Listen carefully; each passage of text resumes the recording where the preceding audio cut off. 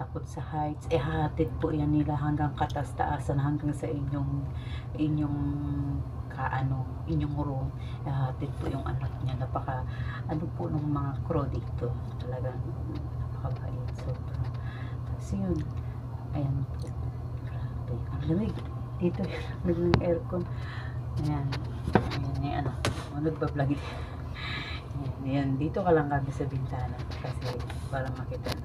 Ayan yung tugo na isa. Ayan yung tugo. Yun, isang tugo. Ayan. Paalis dandaan po kami hinihila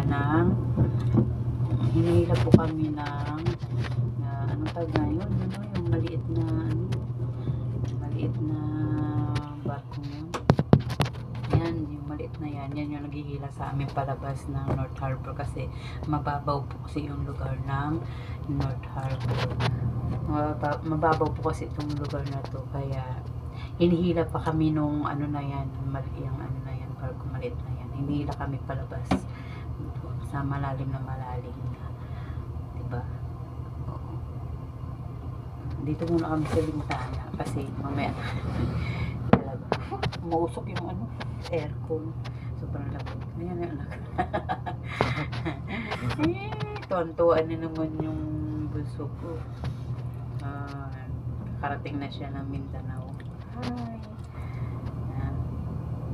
Nagbablog din siya. Ayan isa. Ay, naku. Ayan po yung aming room. Dito po. Yung aming room. Ayan po yung aming room. May tindahan din po kami dyan. Yan. Bawat